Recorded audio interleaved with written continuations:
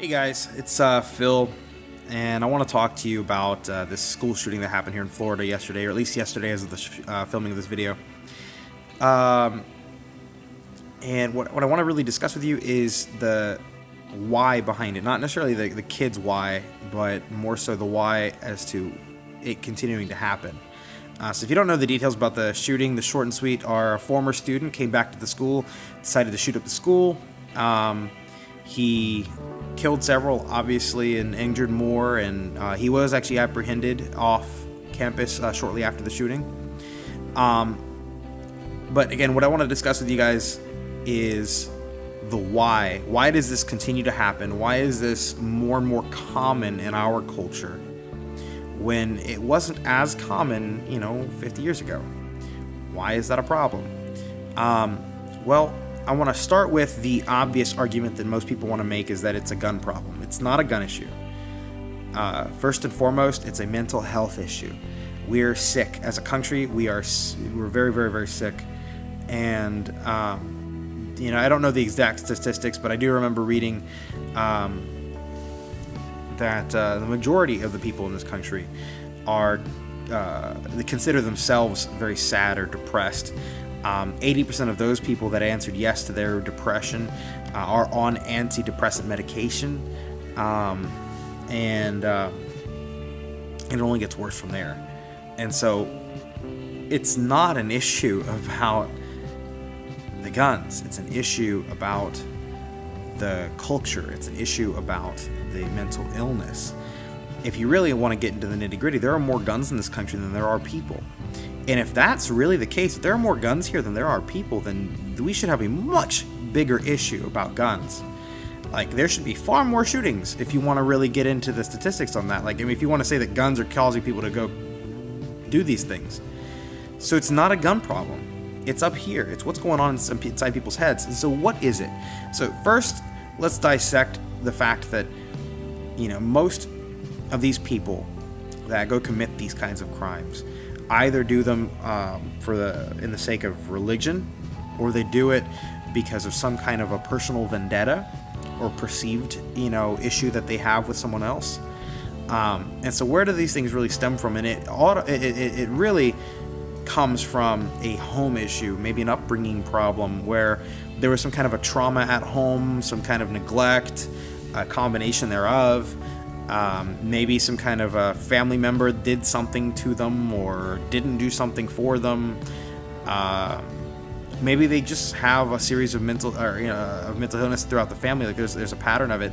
Maybe something started happening to them at school and no one ever took notice. Teachers never did anything to help. And that's another side of it is, we live in this culture where, first of all the students that were interviewed that knew who this kid was or knew him personally all said that he was known to be that weird kid. He was known to be a little distant and standoffish.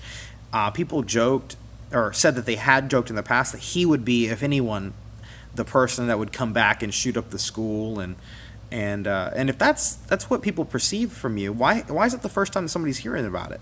Why is it the first time somebody is thinking of doing anything about it? And that's really because, our kids nowadays are taught to keep their mouths shut and not go, tell somebody that there's a problem with someone. If I really feel that somebody has some kind of a issue, or that they're going to one day come back and shoot up my workplace, or had I been a kid, my school, the first thing I'm going to do is go to my superiors, or in this case, my teachers and principals. I'm going to go to my parents. I'm going to tell them, hey, look, little Billy is really scaring me and freaking me out. They keep saying these things. And they're drawing swastikas on the inside of the locker, and they're drawing bombs on their pages, and they're doing this and they're doing that. Look, I'm telling people about that. Why? Because I personally can't do anything about it, but I know that the people I'm telling can do something about it. And we need to make that another part of the culture, is that people aren't afraid to speak up without being labeled, a bigot, a racist, a xenophobe, a sexist, saying that they have white privilege because they tattle on somebody of color or whatever. Get over this PC bullshit and remember that your life is worth a lot more than someone's feelings. I don't give a damn how you feel. I care about these kids' lives. I care about my life. I care about I want people to survive these this world and not end up with these kinds of problems. And how do we avoid these problems? Is by speaking up when we think there's an issue, not by putting a blanket over it and saying no, it'll be okay. So anyway, that's where it's not a gun issue. It's a mental health problem, and now it's a culture issue, where nobody wants to point the finger when there's an opportunity to point the finger justifiably. And lastly, I want to touch on the gun control nuts who are going to still yell and say, well, semi-automatic guns don't belong in the hands of citizens, and we shouldn't have assault rifles. We shouldn't have blah, blah, blah. Glocks with tons of clips and bullet buttons, that whole thing. Well, you're wrong. You're absolutely wrong. We should be allowed to carry these things, and we should be allowed to own as many of them as we'd like to. One, primarily because who are you to say that I shouldn't? Because I have no history of mental illness. I have no infractions legally. I run a self-defense school that promotes, wellness and community, and I haven't been in any kinds of issues. If there's anybody that should be allowed to have a gun, I really think that I stand there with those people. Why shouldn't I have one? And it's because you're afraid, because you don't understand them. You're not, you don't belong to the culture of people who own them. Because somewhere along the line, somebody in your family decided, hey, we don't like guns, and we don't think that the people who have guns should should be allowed to have their guns either. And so, let's discuss that for a second. If I were to get attacked by, I don't know, somebody with a Glock 19, that tends to be like one of the more popular models that somebody's going to get their hands on. So, somebody attacks me with that. I don't want to, call the police and wait 15 minutes while the individual continues to attack me, because that's about what it's going to take. If you think that cops are going to respond any faster than that, then you're living in a dreamland, because I've got tons of cop buddies, and they'll tell you honestly that depending on their night, it could take up to 15 minutes before you see a cop at your door. Now, that being said, I also don't want to, if I'm being attacked, have to go to my car and get a musket. Have you ever tried shooting one accurately? Have you ever tried reloading one if you miss? That's not a reasonable means of self-defense. If I'm going to defend myself, I need to be using equal to or greater force than what's being presented to me. If you bring a knife, if you want to fight me, I'm pulling my knife out. If you pull your knife out, I'm pulling my gun out. If you pull a gun out, I'm hitting you with my car. I mean, I know it's a little exaggerated, obviously. Please understand that I'm joking, but my point, I hope, is still clear, is that it doesn't seem right that because somebody is uncomfortable with owning a gun themselves, that I should now have my right stripped away to defend myself. The whole point of our ability to own guns in this country stems from the potential that we might one day have a tyrannical government that's going to impose unreasonable laws on us, and we need to be able to stand up and defend ourselves and set things right. Well, there's no way in hell I'm going to be able to stand up and defend myself and set things right if now the government has taken all my guns away and now they want to impose unreasonable laws on me. You understand? You understand how that works? Do you not think that that's a possibility? Do you not think that things like this can happen? Because they happen around the world. I mean, why was the United States of America established in the first place? Unreasonable laws. We needed to get the hell out.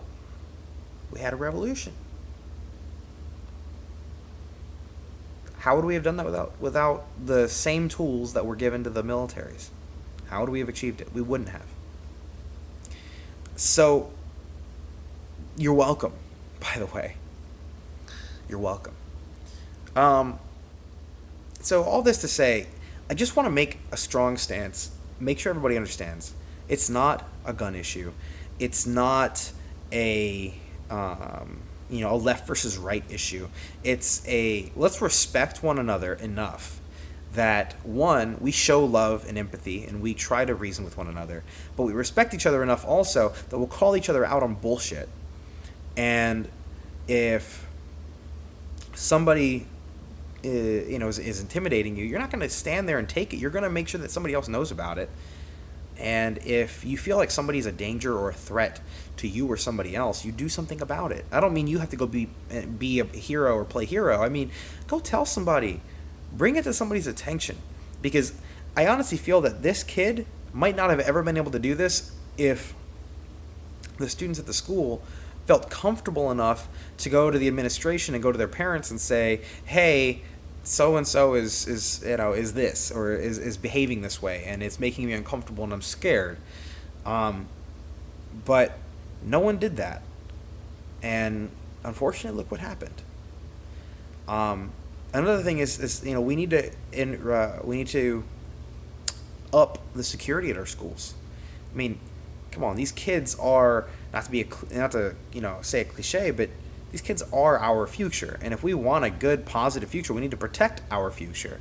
And so I don't understand why, we have such lax security measures at a school. How this can actually happen at a school? Are you fucking kidding me? Really? Wake up, man. Are you kidding? I mean, at the very least, check this out. Look, all these veterans that are coming out of the military that are having a really hard time assimilating back into our culture and into normal lives, hire them for a reasonable wage to now pull security at all of our schools. Obviously, put them through extensive security, but psychological testing to make sure that they're not going to flip their lid or whatever. But not, if we have our schools armed with veterans who have seen battle, who have been to the front lines of war, if those are the people protecting our kids, who, by the way, I promise, they would love the opportunity to protect our future and our kids. This kind of crap doesn't happen so easily. And so I beg the question, why do we keep pointing fingers at the wrong thing? Take a step back, take a deep breath, and really try to understand, analyze what's the root of this issue. It isn't the guns. Stop calling it the guns. Anyway, I hope that this maybe sparked a thought. I hope this was maybe, it's going to motivate you to maybe do some research. And more than anything, I just hope that it helps you understand my stance and not just say, oh, he's just a gun crazy nut, because I'm really not. I mean, I teach people how to hand fight. I don't teach people how to gun fight. I mean, I guess I do a little bit. You get the point. I really just I want to see a healthier country, and that doesn't mean taking things away. It means giving things back. It means putting us back into a better state of mind, and that's where we need to be. So I apologize for this being a little over 10 minutes, but it needed to be. And so I hope that you guys all have a fantastic rest of your day. Please stay safe. Please talk to your kids about safety with their friends and gun safety and things of that nature. And I hope we can all, sadly but honestly, learn from this situation and grow from it. So God bless America. Phil out.